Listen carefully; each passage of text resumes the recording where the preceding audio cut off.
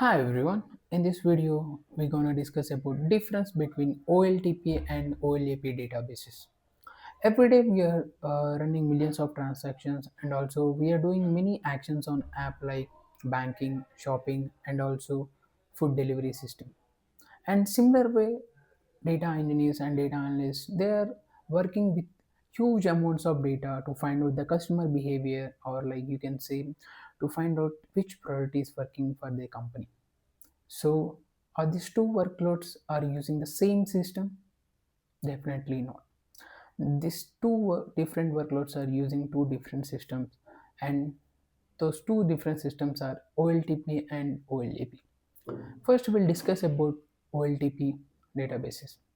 OLTP system is nothing but online transaction processing, and mostly OLTP's system works with day-to-day activities on your app like mostly it runs the business. And also OLTP systems mostly care about speed and correctness. Let's take an example. Let's say you're placing an order or you're doing some transactions and also you are doing some again like you're updating your profile on your on platform. This all comes under like an actions you're performing daily. And also whenever you're doing all these actions you're directly interacting with the OLTP systems, and OLTP system can handle billions of users and also very small and fast transactions, and it maintains strict consistency. If I want to technically speak about the OLTP system, like data is highly normalized, and again tables are like optimized for heavy writes, and the queries are very short and you can easily predict. Let's take the queries like you're inserting a record, or we can say you're updating a payment status, or you're just deleting a record. So these are like very small queries, easily you can predict, easily you can you can predict. And also we the architecture of OLTP system is like we have then applications or like microservices, and we can say transaction databases like Postgres, MySQL, and also Oracle. Okay, and index are applied on these tables for fast lookups, right? And if you take an example like e-commerce platform, like in e-commerce platform we have tables like users table, payments table. Again, we have the we can say orders table. So to make this tables very fast and also automate isolated and also durable, mostly OLTP systems like follows this ACID properties. And also OLTP system works on one record instead of like entire data set.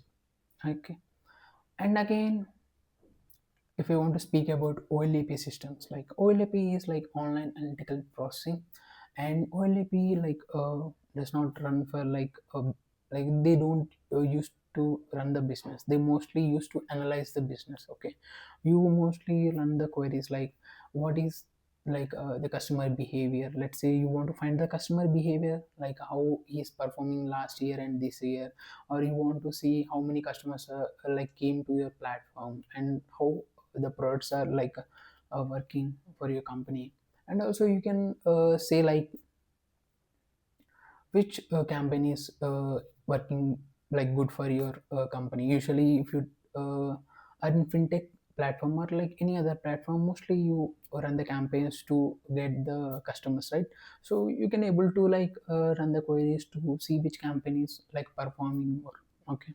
And also OLAP systems are mostly optimized for like store billions of records and month to like years of data.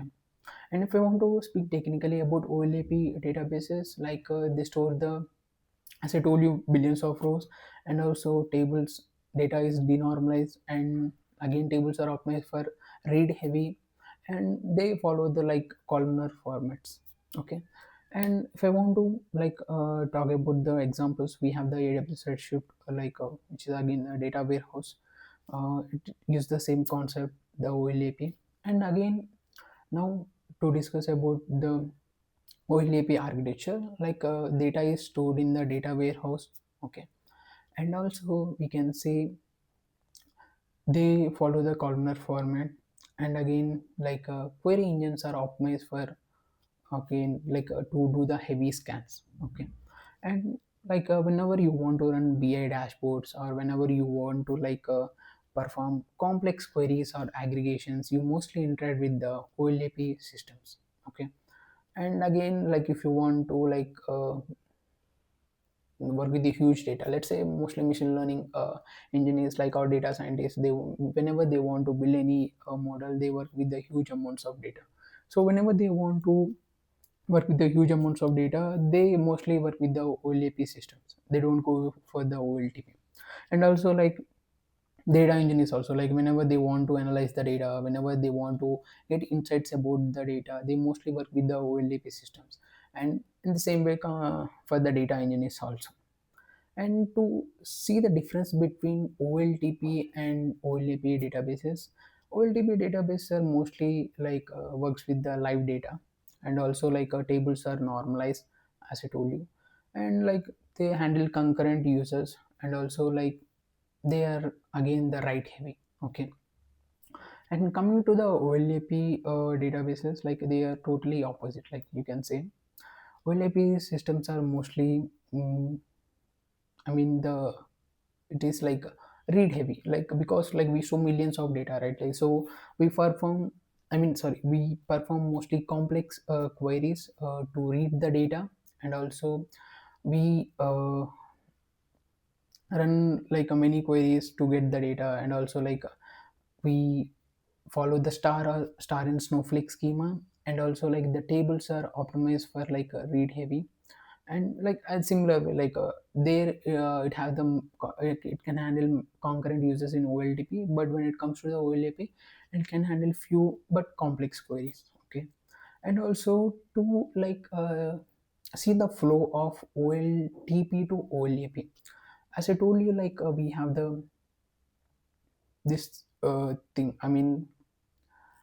the OLTP systems, where it interacts the live with the live data. So once it interacts with the live data, then we have the data engineers, where they uh, write ELT or ETL scripts. They transform the data, and they push the data to again OLAP system. So in OLAP system, again the tables are follow the star and snowflake schema.